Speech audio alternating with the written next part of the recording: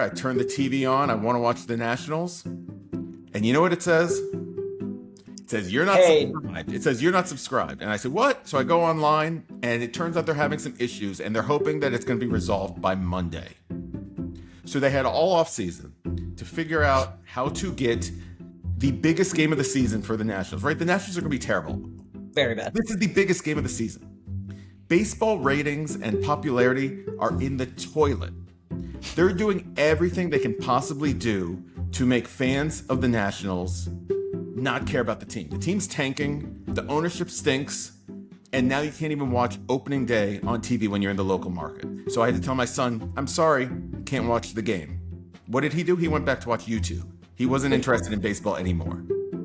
And to top it all off, the Nationals won. They dominated. They won 10-4. It's probably going to be their only good win of the season. Like, literally, it is 2% of the wins that they're going to get this season happened today, and we couldn't watch it. And I'm so freaking mad that, like, the national holiday, right? National, pun maybe intended, right? But today's a national holiday, and we couldn't watch opening day?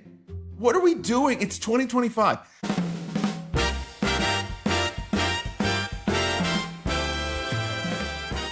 Hey, I'm Brian. And I'm Scott. And welcome to the Two Old Fashions podcast, where two friends get together over a computer, enjoy a drink, and talk about their lives. How are you doing today, Scott? Man, I'm tired. I'm grumpy. It's been a day, and we can get into that in a little bit. And I think we should, but first, as always, what are you drinking? Man, so again, right, I'm tired, I'm grumpy. I just kept it simple tonight. I didn't create a signature drink or anything like that today. I just went with the standard old fashioned Elijah Craig, simple syrup, Angostura bitters. As always, it's a double. It's a double? So I'm ready to go as much as I can be right now. But yeah, kept it simple. Hopefully and that this helps. tastes delicious tonight. I needed this. Good. Well, you deserve it. I, on the other hand, you kept trying to up the game. You had cool names. I was like, all right, I'm going to try to something. And I don't know if you noticed, this is the time of year where you can't go grocery shopping without some adorable little kids trying to sell you what, Scott? Ooh, some Girl Scout cookies. Girl Scout cookies. So, one of our earlier picks in the Whiskey Club, we went to Smooth Ambler, and we did two. We did a bourbon and a rye. The rye we called Minty Sips, because it tastes like a Thin Mint cookie. So what I did was took a little of this, a little simple syrup, some chocolate bitters, and I actually put a frozen Thin Mint on top. So this is my Thin Mint old fashioned. So cheers. Cheers. Does that taste good? I don't know. This will be my first sip. Let's see your reaction Find out. for those watching on YouTube. It's pleasant. I don't know if I'm, trying to do it again. I poured over the ingredients. I put the Thin Mint on the ice cube, and then I poured everything over, and then I swirled it. So I love that. Yeah. So we'll see how at the end, like when we get to the end, if this Thin Mint is good or soggy and gross. I'm not a big mint fan. I just recently learned that mint chocolate chip ice cream, though, is like the number one flavor of ice cream, which is weird for somebody who doesn't like mint, but I love it. Okay. And then I did have some Thin Mints this year as well and decided that those are okay as well. So maybe I'm coming around. Maybe I would enjoy that drink. But just hearing you describe it, while it sounds good, also kind of sounds disgusting to me. Drinking it, I don't know. It's like dessert in a glass. I mean, mint juleps at the Derby. No, I'm not doing it. No. Yeah, you'll see. We'll see. No. You didn't like Thin Mint ice cream or mint chocolate chip a year ago. It's true. It's true. So I don't know. Have you noticed anything different about me today, Scott? You're looking good. You're looking very fashionable. Well, thank you. I got this new hat. I don't know if we'll zoom in for the people, but this is our official merchandise. There's 6 limited editions of the Two Old Fashioned dad hat. Oh, there's number 2. Look at this. I got one too. It looks better on you though. Oh, well, thanks. Yeah, I mean, I don't think either of us are really hat guys, but no, it's where we are. So, I want to do something for our fans, all 6 of you. Whoever is the first person to write something nice in their podcast or YouTube review of choice, send us a screenshot to our Instagram. I will mail you a hat. Or just walk it down and put it in your mailbox if you're one of our many, many neighbors who listen. Love it. Love it. Rules. Write something nice, screenshot it, send it to our Instagram. All right. I can't wait to see all the nice comments. I can't either. It sounds like you could use a nice comment today, Scott. Tell me a little bit why are you grumpy? Well, I mean, I think as all of our listeners know, we kind of record these on a delay. So this is getting released a few weeks after we've recorded it. But today's a very special day. You know what today is, Brian, I assume. Well, I was looking at your fashion choices as well. I see you are wearing a red Hawaiian-looking Nationals t-shirt. That's No, right. a Hawaiian shirt, a Hawaiian Nationals shirt. Hawaiian shirt. Hawaiian Yes, because shirt. today is Today's opening day. opening. It's opening day. It is the best day of the year. And I love opening day. I have so many memories of growing up and like rushing home from school to go watch the Orioles on TV at like 2 o'clock or so whenever they were showing opening day. And I would never miss opening day. And then got a little older and my dad would take me to opening day in Baltimore. So much fun. So I look forward to opening day every single year. Even though the Nationals are terrible, right? I still love opening day. And this was the first year that my oldest son, who's 10, we've talked about him before, is excited about opening day. He kept saying, Dad, like, when's opening day? And I guess I was kind of just zoning out or whatever. I thought opening day was actually next week. I didn't realize opening day was today until a few days ago. Okay. And if you're really following the Nationals and you're really into the weeds, you'll know that there has been a lot of like controversy. Controversy may not be the right word, right? But there's a lot of issues with their television provider Yes. over the past 15 years. We'll And just this call is it complications. A lot of complications. Yeah. And this was the first year that they went out on their own and they're no longer tied to the Orioles TV station. They have their own system. It's called nationals.tv. You can pay for it if you want to just buy Nationals TV on its own through MLB.tv or something. I know I'm going into the weeds here, but whatever. But if you have cable, which I have cable, I pay for cable, and you were able to watch Nationals previously, they guaranteed that you could watch Nationals this season. They were going to figure it out. So my son keeps asking, can we watch the Nationals on opening day? I keep saying, yes, they're going to announce it. They're going to announce it. They're going to announce it. Oh, I just read something yesterday. They're going to announce it Thursday morning. Today's Thursday. Great. They announced Thursday morning. You can watch it on 579. The game's going to be on at 2 o'clock. Be there, be square. I get there. I turn the TV on. I want to watch the Nationals. And you know what it says? It says, you're not subscribed. It says, you're not subscribed. And I said, what? So I go online, and it turns out they're having some issues, and they're hoping that it's going to be resolved by Monday. So they had all off season to figure out how to get the biggest game of the season for the Nationals, right? The Nationals are going to be terrible. Very bad. This is the biggest game of the season. Baseball ratings and popularity are in the toilet. They're doing everything they can possibly do to make fans of the Nationals not care about the team. The team's tanking, the ownership stinks, and now you can't even watch opening day on TV when you're in the local market. So I had to tell my son, I'm sorry, you can't watch the game. What did he do? He went back to watch YouTube. He wasn't interested in baseball anymore.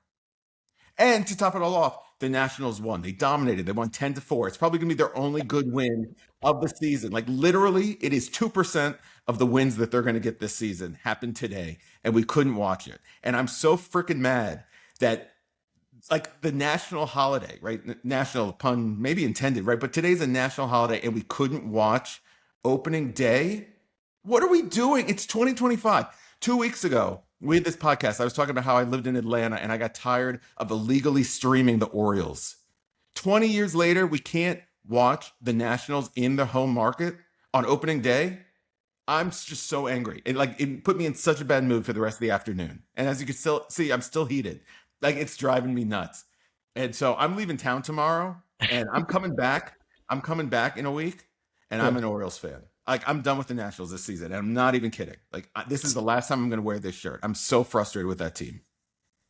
So I don't even know where to go. Should I like keep engaging you and get you madder? We move on because I've got a lot of questions. We might as well just dive into this. Just do it. I feel like this should be cathartic for you. Let's go. So could you watch the Orioles game today? I did. Okay. And they won also. They did. I know. Big day for the DMV. Okay. So you have the I'm cable. yelling. I'm not yelling at you. I'm yelling, I at the broader you. I know. I'm very upset with them too, but I almost feel bad that I got to defend them. Okay, so you could watch them. You just have to pay for a separate program. But I already pay for the sports tier on our cable Okay, system. It's and they supposed to be promised you that included. they would have this. They promised. Yeah, And you know something's up when they wait till the morning of to announce it. yeah. I would have been suspect at that point. Yes. The other thing, so I think you and I have different opinions on opening day. I Okay. love opening day. It used to be one of my favorite things in the world. We actually weren't going to go this year. I consider opening day the first home game for the team that I like. That's So fair. to me, Nationals opening day is actually a week from tomorrow. It's that Yeah. first Friday game. Because that's when they got the pageantry, man. That's what I like. That Yeah. Clydesdales come out, they bring out the big flag, They do. It's fun. fly over. Like, and I get it sucks when you don't have the opening day as your home, like, team's first, right? Because if it is, full of hope, right? There's 162 opportunities to not screw this up. So Yeah. I guess my question is, technology aside, and I don't know if you're even going to be in town, but would you go to actual, what I consider opening day, the first home game of the year, next Friday? Could they make it right for you? I have gone to a number of Nationals opening day games, whether it's opening day or home opener, right? I've gone to a Yeah. number, and they're always a disappointment. They're always understaffed. Yep. It's just not a fun experience, right? You can't get a drink, you can't get food. You wait in an hour-long line to get into the stadium. No, I'm done with the Nats. Okay, we're done. Until let me put the preface and the asterisk. Until they get good again, and then I'll become a fair weather fan again, because that's what happened the first time. Yeah, I don't see it happening. I saw, all these Instagram things and it's ranks all the teams by their chance to win the World Series, and the Nationals had a 0.0% chance. Like, no. And I think I saw how much they invested in free agency. It was either 50K or half a million, which, is a lot of money for you and me, but not a lot of money for a baseball team. No, I think their over under out of 162 games is winning 60 games, like a third of their game. Yeah. So they're looking at 100 losses potentially. Yeah, That's not would good. not surprise me. You look at their roster, I did. Do you know how many players I recognize the names of? 3. 4. There was a 4. One pitcher, one catcher, 2 outfielders, and 1 infielder, maybe. And I think the infielder got sent down to AAA. So who knows? Yeah, they're not fielding a major league team, No. so I don't know. It's extremely frustrating, as I said. Let's talk about something better. Let's All talk right. about something that's going to put me in a good mood. Okay, well, we thought about this, and I thought, okay, how do we get Scott in a good mood? You are a big music fan, as our I am. listeners now know. Thought it would be fun. We like to think about, like, what are our favorite things? You mentioned, mint chocolate chip ice cream. Wasn't a favorite. Now it's climbing up the charts. So we thought today we would go through Rolling Stone's 2023 top 250 albums and talk about each one. All No, just 250? kidding. No, we're going to talk through the top 10. So I think we go bottom to top, just album by album. Yeah. You're going to have way more thoughts on these than I am. I looked at the list. Most of them came out before both of us were born. I think you have a Yes. little bit more eclectic music taste than I do. So I think I can just kind of organize this, talk about it. Can Yeah, go ahead. can I just jump in before we get started Yeah. here? So I was actually gifted this book. Again, those watching on YouTube can see it. This is Ooh. the book, the 500 Greatest Albums of All Time by Rolling Stone. And I've always, even before I had this book, I think actually the reason why I got this book is because I'm a music guy, but I still have so many blind spots in my repertoire of these classic albums I've never listened to. So I actually a few years ago had the idea to go through this book and listen to every single album, starting from 500, working my way to 1. I had no idea how big of a commitment that was. I made it from 500 to 400. I listened to those 100 albums, and there are like every single genre you could possibly think of. There is, obviously the rap and the rock and the country and the 60s, but then you also get like African music, and you get some European techno and just like all kinds of weird stuff. And it's really interesting, but it's a lot of work. And so I gave up on that project I've actually just a couple months ago started the 1001 albums you need to listen to before you die, Okay. which I will give that plug. It's a website that you can sign up for free. Every day they will email you a random album on that list. Only one album a day, so you don't get Okay. overwhelmed, and you can rank them. And that's been kind of cool because I've gotten exposed to a number of different CDs. But like I said, I just started that about 2 months ago, so I'm not as far into it. But yeah, It still I would mean, be about 60 albums. So that's getting close to the 100 that you got through in the first list. and I've paused it on the weekends. There's settings, so I don't get Hmm. the albums on Saturday and Sunday. You only get 5 a week. So I actually did the math, and it's going to take me 3.5 years to get through this entire list. I like it. But that's okay. I mean, today I was golfing today and driving Yep. to the course. I was listening to some Culture Club, Boy George, Karma Mm, Chameleon. I do know that one. For I do whatever know that reason, one. that was on the list, and I gotta say, not my favorite, but I Okay, do but like that song. now you know. I do like the song. Yeah. All right. So interesting. Like, And so the other thing I'll that's say about fun. this, it's fun. The other thing I'll say about this list is obviously it's subjective. And what they say is these are the top 500 albums that defined pop music. Okay. So, right, everyone's going to have their own ranking based off of like impact, based off of the songs themselves, the songwriting, the lyrics, the music. There's a lot of different ways you can make a list. Yep. This list is based off of the top 500 albums that defined pop music. So I don't know if that changes things, but it changes things in my mind because I have some thoughts on this top 10, which we'll Okay. get Yeah. into. No, that's good perspective because, yes, I agree that these, I can see where these would be influential, but maybe not favorites. So that helps. That does. Should we dive right in? Let's do it. All right. So coming in at number 10 on the Rolling Stone list of most influential albums is Lauryn Hill, The Miseducation of Lauryn Hill, released in 1998. Now, I will start. I do remember this one. Yeah, I remember Doo Wop That Thing. She had the cover, what was it, of Roberta Flack. What's that song? I don't know. Nope. All Nope. right. Dude, what were the other bangers on this one? This one had, I don't know. oh my gosh, this is going to be a great episode. I can just tell. I own this album. I own Okay. this album, and I don't know a thing about it. Okay. So then what do you want to say about it? Well, here's what I'll say. First of all, did you know Lauryn Hill only released one solo album in her entire career, and it was this one? I did not, but that tracks. I mean, Yes. obviously, great career with the Fugees. Yes. And then this, I know, is so heralded. Now that actually adds the context that she was a one and done. It was a one and done. She's So had far. So far. so far. I mean, it was what, almost 30 years ago, 28 years ago that she released it. She's released a few singles since, but never a full album. The other thing that I found interesting about this album is she found this kid in college to play piano on the album. And that kid who was in college turned out to be John Legend, which I thought was very interesting. Okay. I Yeah, do love that.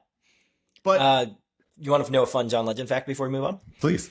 My wife and I's first dance wedding song was Not All of You, but a song called Stay With You by John Legend. Oh, I don't know that one. Yeah, it's a good one. But yeah, I don't know enough about this album. Again, I own it. I'm sure I've listened to it. I know it's highly regarded. I don't necessarily understand why. And I did do some research. I still don't really understand why. So, not a knock on her, not a knock on the album, not a knock on anyone who likes this album. But in terms of the top 10 albums of all time, I don't know if that deserves to be on my list.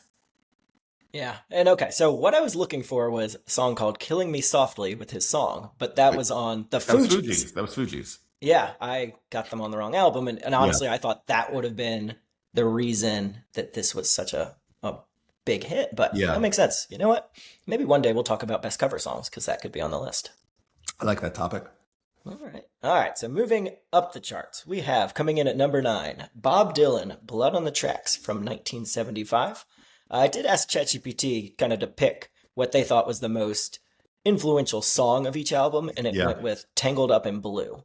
I'll start. I'm not a huge Dylan fan. Not either. Again, I get the cultural relevance, the going electric at the festival. Just, I think he's probably a very good songwriter. I have no idea what he's saying most of the time. Yeah. I don't know if I've ever heard this album.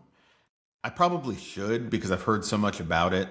Tangled Up in Blue is probably the biggest hit from that album. And, that's the song that Hootie from Hootie and the Blowfish, or Hootie and the Blowfish, Darius, Oh, is singing. not the other Hootie, the Hootie of Hootie and the Blowfish. Got it. Thank you for Not the other clarifying. Hootie. Yeah. That's what he's singing about in Only Want to Be With You, right? He's singing about the song, put on a little Dylan, sitting by the fence. Huh. I asked you what it meant by, said I shot a man named Gray, sent his wife to Italy. She inherited $1 million, but when she died, came to me. Can't help it if I'm looking. That's the whole song. That's the song. Interesting. Blue, yeah. All right. Well, obviously, it was influential. It was influential. So, again, I think we both just said we're not big Dylan fans, but I guess Dylan in the context of, music that defined pop music, I believe he deserves to be on the list. So I'll keep him on there. All right. Number 8, Prince and the Revolution. Purple Rain, coming in at 1984 with the biggest hit, When Doves Cry. This came out when I was 2, so don't remember it growing up, obviously, but I've obviously come across a lot of Prince. I think in terms of what he did with a very specific sound, the energy he brought to the stage, like, very cool. I think it makes sense that he's here. Yeah, I agree. I mean, I'm also not the biggest Prince fan, more because I just don't know him that well. He killed it on the halftime show at the Super Bowl 20 years ago, whenever that was.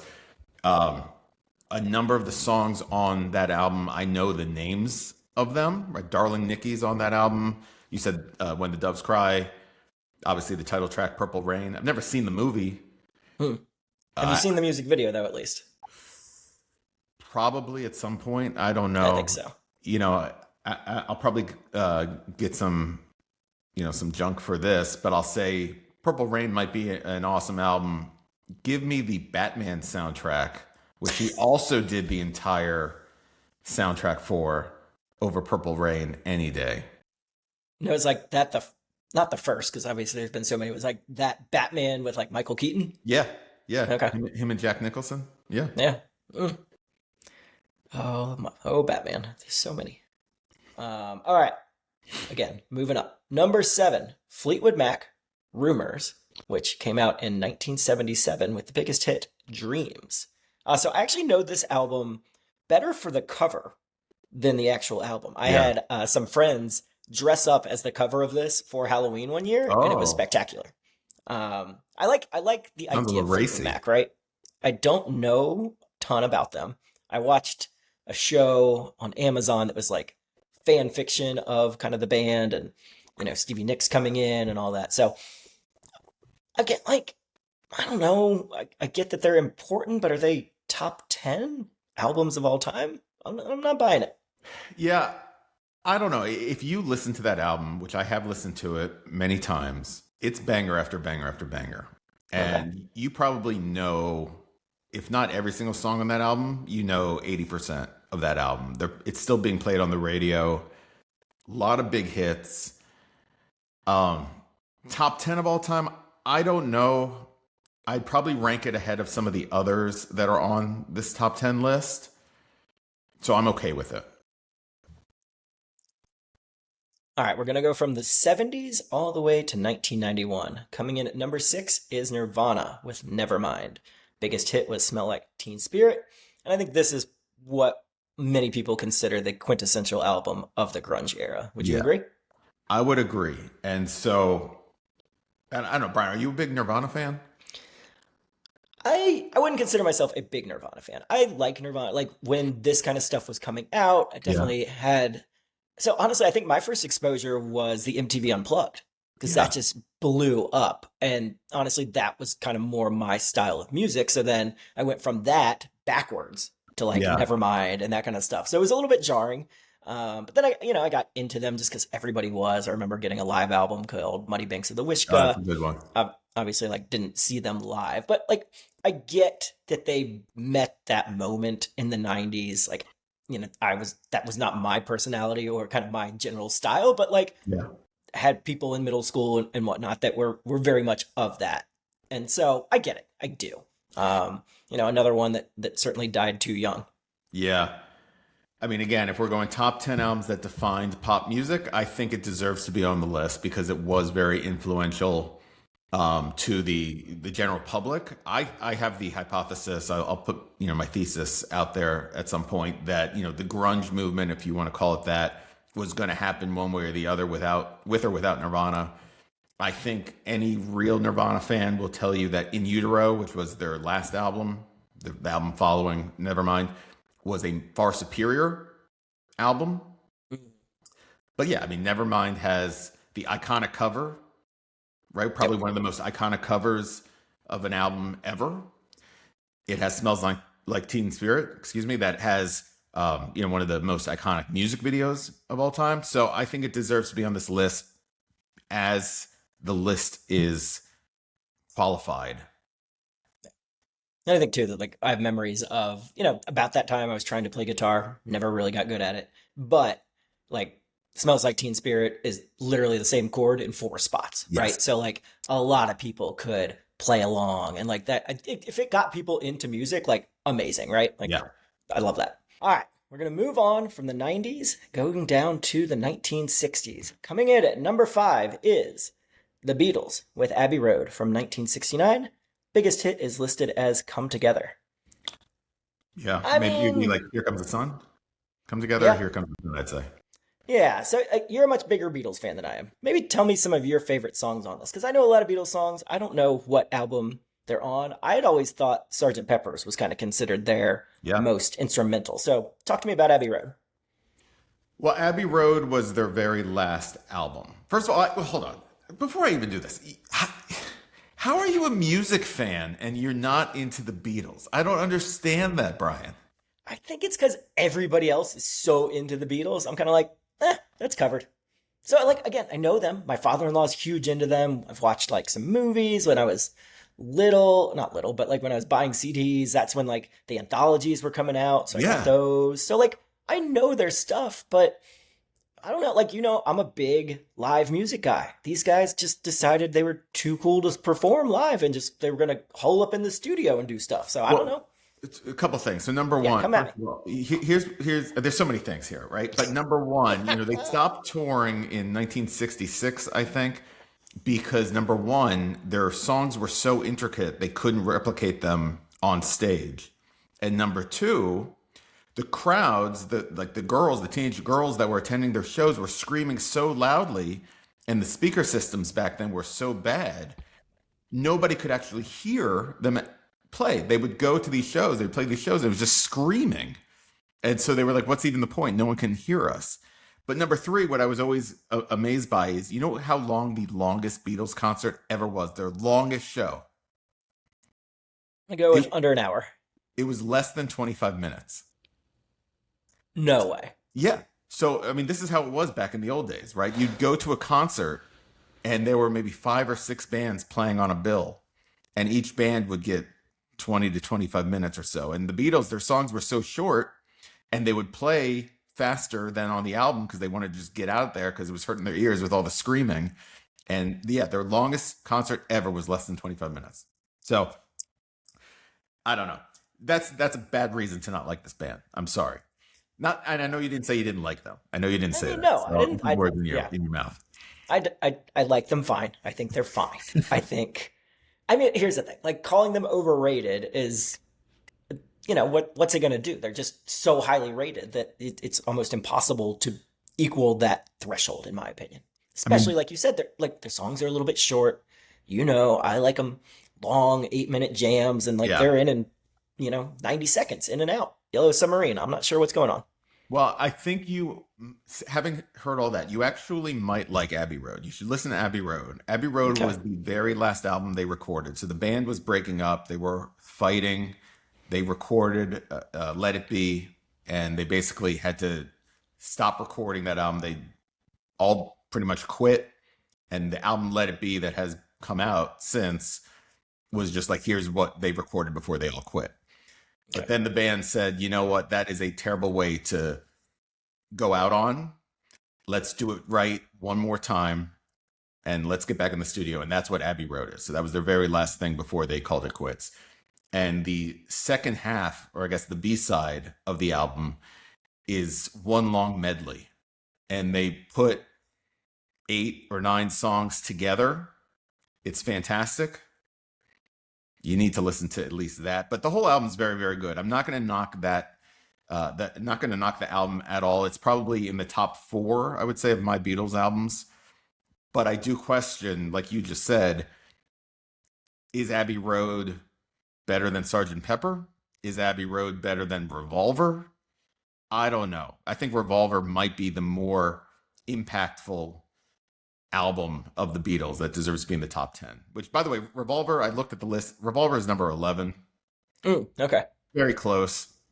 Revolver, if you don't know, is now I'm getting into the weeds here, but like Brian Wilson and John Lennon and Paul McCartney had this little rivalry. So Brian Wilson of the Beach Boys kept trying to top the Beatles. The Beatles kept trying to top the Beach Boys. And Revolver was the album that inspired Brian Wilson to write Pet Sounds. Maybe Pet maybe you're Sounds, previewing things to come. I'm previewing, so I won't get ahead of myself. But yeah, I mean, Abbey Road, great album. I don't know if it's the best Beatles album. I don't know if it has, if it's one of the top 10 albums that define pop music. I disagree with that. Okay. Well, we will go from 1969 all the way to 1976 with coming in at number 4, Stevie Wonder, Songs in the Key of Life. It says the biggest hit is Sir Duke. It surpassed I Wish commercially on the Hot 100. Stevie Wonder, amazing piano player, great story. Amazing drummer. Yeah. People don't know that. No, I did not. He's an amazing drummer. Again, this is, Frank, I'll say this about most of these people on the list. Like, I know their collective bodies of work way more than I know a specific album. I know this was very influential. I know, like, Alicia Keys' album was kind of modeled after this. Yeah. But what do you think about Mr. Stevie? I know this album. I know it's very highly regarded. I've listened to it in the past. I don't necessarily understand why it's so highly regarded. I mean, there's some really good songs on that album. There's, I think, Isn't She Lovely, I believe, is the first song on that album, I think. I don't know. I mean, Stevie Wonder is amazing. I don't know what makes this album so special. There must have been something happening at the time that has, elevated it to the echelon that it's on. I probably need to give it another listen. Yeah, looking at this list, it's interesting. It does seem like it is very heavy into the late 60s and the 70s, right up until the cusp of the 80s. So that's a good pull.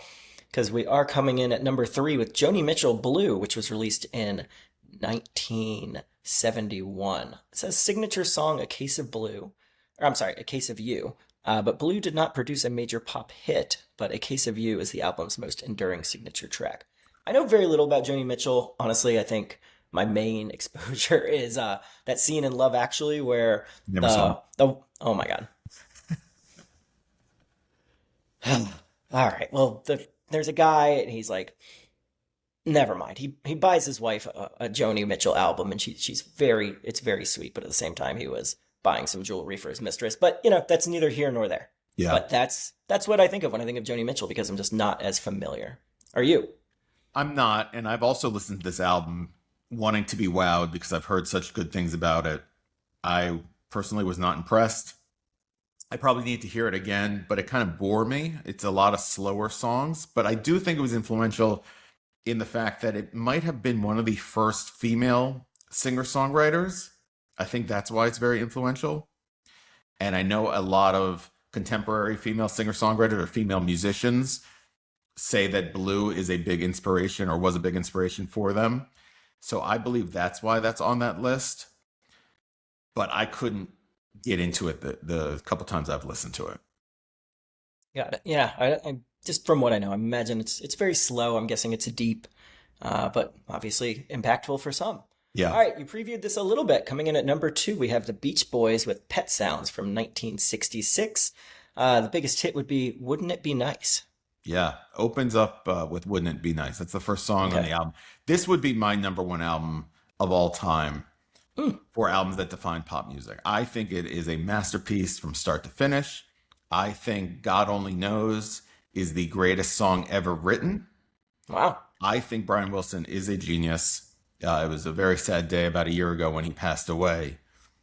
But yeah, I mean, Pet Sounds, it was doing unbelievable things. Every time you listen to Pet Sounds, especially now that it's in Dolby Atmos and you can listen to it like with the headphones or with the earbuds and hear everything going on, it just blows your mind. And yeah, this is number one in my book. And again, right, I talked about the rivalry between the Beatles and the Beach Boys. So Beatles put out Rubber Soul. Brian Wilson is blown away by Rubber Soul. He writes Good Vibrations. Mm. Good Vibrations comes out. Beatles hear that. They're inspired. They write Revolver. Revolver comes out. He writes Pet Sounds.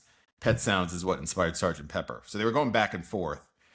It's just unbelievable. And if you watch some of these documentaries about the Beach Boys or read some books, I've done both, you see just how mentally unwell Brian Wilson was during this time period and everything he was going through trying to write this music. It just makes it that much crazier. Yeah, Pet Sounds, number one for me. All right. Yeah, I feel like I will definitely spend some time with that one because I just a periphery view of the Beach Boys, I literally think of like beach music, right? And just Yeah. kind of like low key strumming, something you would, hear on the beach. So maybe their name might be doing them a disservice for Well, as good of that's the musicians other as they thing. apparently were. That's the other thing that's crazy about this album. So, like, you talked about the Beatles, how they had so many different albums, and I think you said like every album's different or something along those Hmm. lines. Yeah. The Beach Boys were beach music, and they had, I don't know, 5 or 6 or whatever albums of these fun poppy beach songs, and then Pet Sounds. There was no transition. It just goes from like Okay. all this fun to man, this is so heavy. And it's such a jarring, and that's when they fell out of popularity, right? Like this album was commercially panned. It didn't sell very Oh, well. interesting. Okay. It's only reached the peak of these lists like now. I mean, again, the Beatles and other artists, they thought it was phenomenal, but the general public did not appreciate it at the time because it was so different from what the Beach Boys were doing. And if you listen to the Beach Boys after Pet Sounds, you don't get those fun songs anymore. Mm. It's these very deep, moody, vibey songs. Very different band. Yeah. Interesting. All right. Good to know. The Beach Boys That story is my homework. the Beach Boys story is fascinating. If you like really get into that rabbit hole and don't watch the Disney Plus documentary, Okay. No that good. glosses over it. There's much better documentaries that really go into all the stuff they were dealing with. Good to know. All right. Coming in at number one, we have Marvin Gaye with What's Going On from 1971, with the biggest hit being the title track, What's Going On. So, Scott, what's going on with this one? Gosh, another album that I think we might get canceled for. But I've tried to listen to Marvin Gaye. I've listened to a number of his albums. I'm sorry, I just don't get it. What's going on? I know it's a very important song. It's a very good song. I have nothing against it. But the album as a whole, it just doesn't do anything for me. But maybe I wasn't living during the time it was released and feeling its impact at the time. I don't know. I mean, again, music that defined pop music, albums that define pop music, maybe it's on the list, but listening to it now, I just don't get it. I've had trouble getting into Marvin Gaye. Sure. Yeah, I again kind of know the let's get it on, that kind of stuff. Yeah. But I think the lesson I'm taking away from this podcast is I need to spend some time with these actual 10 albums and give them a true listen through. And again, I think when we look at the dates of these, 1, 2, 3, 4, 5, 6, 7, 7 out of the 10 were released before we were born, right? So like they're in the musical canon, but they're not in our lived experience canon, Yeah. right? So when you talk about Marvin Gaye coming out in 71, like we weren't alive for what was going on during that, or Pet Sounds in 66. Like it's just interesting, right? Like this is supposed to be all time, but it seems like it is kind of concentrated on maybe 2 or 3 decades. So Yeah, that would be but a critique I would have for Rolling Stone on this. It's also missing rap. It doesn't have anything country. And I'm not saying you have to like check a box to have something from each well, it musical has Lauren Hill. genre. Lauren Hill, I think, is considered rap. Really, I would consider it more like R&B, but we can debate that. I don't know. I mean, music I keep saying music, albums that define pop music. How could, like, you have to stand the test of time, right? You can't have an album that was released 5 years ago be in the top 10. And I would even argue like maybe the top 50, right? It has to stand the test of time. And I know if you look at the top 50, there's like some Kanye West on there and there's some other more contemporary, which I kind of have an issue with. Although I say that I would love to give you, a few additions that I would add to the top 10 of albums that I consider, Yeah, very influential. And one of those is a contemporary album. So even though I say it. So do you mind if I just jump right in with that? let's do it. Well, I already mentioned one. I think Revolver should be on that list, probably in the place of Abbey Road. Maybe Sgt. Pepper's as well, but I think Revolver was probably more influential. So that needs to be on there. Number two, I think Thriller, Michael Jackson's Thriller. Mm, I don't understand how that's not top 10, right? I believe every single song on that album charted. It basically, Thriller, the song, right? That music video invented music videos as we know them today. yeah, I don't see how, and Michael Jackson, of course, he's the biggest pop star maybe of all time. Like, how is that not top 10? And I'm yeah. not a huge Michael Jackson fan, right? He has a ton of bangers, but like, I feel like that should be top 10. Yeah, that's a great point. I think Born to Run by Bruce Springsteen. We've talked about this. I'm a Springsteen fan, but unbiasedly, if you were laying in your bed in 1975 and you pull the needle and put it on Born to Run and you hear those opening piano chords of Thunder Road, like that just blows my mind. I don't understand how people didn't lose their everything. Yeah, I almost said it. Keep it PG. Lose their everything when they heard those piano chords as the first notes of Born to Run. And every song, 8 songs on that album, they're all epics. Every single one's an epic song. I think that needs to be top 10. And then our fan base might have some issues here, but Oh God, I don't even know where you're gonna go, but I'm scared. I gotta say Folklore. Taylor Swift's Folklore, right? Like that came out in, I believe, April of 2020. She Yep. recorded it in her bedroom during the pandemic. That album, in my mind, that's the best music album that has been put out in the past 20 years. I Okay. really do mean that. And I think that was a very, very impactful album at the time. So again, albums that define pop music, I think that had a huge impact in the contemporary music realm or whatever you want to call it. So those would be 4 additions in, my next Rolling Stones top 500 albums. Well, I was gonna say, so you were saying earlier, like, all right, these need to stand the test of time, right? Like, so that's gonna be hard for that album to. Correct. I mean, we're 6 years out, right? Correct. So it'd be interesting if Rolling Stone exists in 2050, right? And you redo this, like, what goes up, what goes down, how are things seen differently? So I think that's right, like the lens that you're looking at it through. But yeah, I mean, the first 3 you mentioned, I mean, I gotta imagine they're in that next 10 for these They guys. are. If not, like, yeah. Top But 25. okay, if you had to pick your gold standard best album, maybe not favorite, but like best album, or go with your favorite, but just define which one you're going with. I said best album. I think, like, all things considered, I think Pet Sounds is the best album of all time. That would be my vote for best album of all time. But my favorite album, we haven't really gotten into this, but I'm a huge Pearl Jam fan. Mm-hmm. Pearl Jam's my favorite band. I think they're the best rock band of all time. Yield, which is their 5th album. A lot of people don't know about Yield. They tend to lean towards the earlier albums where a lot of their radio hits are from. But Yield is top to bottom the best rock album that exists, in my opinion. It's every single song is an anthem. It encapsulates all that Pearl Jam is, and the reason why I think they are the best rock band. So yeah, my favorite album has always been Yield, and probably always will be. Okay. Yeah, you have a much better musical purview than I do. So I'm just gonna go with like my most influential album to my life, I would say. Yeah. And that would be, to anybody that knows me, not a huge surprise. I don't think it's their best album, but it was the most influential for me would be Under the Table and Dreaming by Dave Matthews Band. Came out in 94. And I didn't really discover them probably till 95. I grew up outside the Richmond area. They were big in Virginia.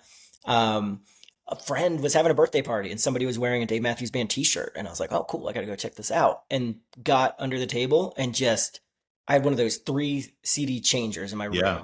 I didn't even put 2 other CDs in. I just listened to that over and over and over, from the opening drums of What Would You Say? I'm sorry, Best of What's Around, to like the very end, this hidden track called number 34 that's instrumental. And it just opened my mind to like music in a different way, because it was so eclectic and so different than anything else I'd heard. My parents, listened to like Elton John and like, there was a station called Light 98. It was, it was fine, but like it was just so different. And I just was listening like lyric by lyric, like drum beat by drum beat, lick by lick. And so that just was my most influential thing that really got me into music, and obviously became a big Dave Matthews fan. But this has today's conversation has taught me and reinforced that I have a lot more that I need to dive into. And with the streaming services, I think I can over spring break. Did you ever, really quick, I know we're out of time, but did you ever subscribe to Columbia House or BMG? Yes. BMG. Oh, yeah. Yeah. I mean, I used to do that. I've probably done it like 5 or 6 times, right? Like you sign up for a year, you cancel, and you do it again. You get the first 10 albums for a penny. I know. And that's how I would get all these albums, right? I definitely got Under the Table and Dreaming from one of those services. But yeah, it was like, I just heard about this band or I heard about this album. Let's add it to the list. Because that's how you would listen to music before, Apple Music and Spotify and all these streaming services were a thing. Yeah. I miss those days. That was fun. I still have all my CDs in the basement. I have boxes and boxes and boxes. I must have. I mean, I think I have more CDs than you do of bottles of bourbon. Yeah, 100%. That makes sense. Yeah, and I mean, who knows? For some reason, they could make a comeback. People are buying cassettes now. I don't even get it. I know. I don't understand the cassettes. All right. Well, this is fun. Are you in a better mood than you were when we started? Yes, I do need to listen to some music before I go to bed. I think I need to. All right. I need to get in a good vibe. I will give a final review of this cocktail. It was delicious. It smells great. How much of the cookie is left? Is it still there? The whole. I don't know if people are gonna be able to see this. The whole cookie's in there. It's crumbled a little, and so some of the little crumbs got into the drink. But yeah, it was great. I would do it again. All right. Yeah. The next time I come over there, I'm gonna make you make it for me. I will. I will keep the Thin Mints in the freezer until then. There you go. All right. Well, until then, cheers, Scott. Glad you're feeling better, and hope everybody has a good one. All right. See you next time. Bye. Bye.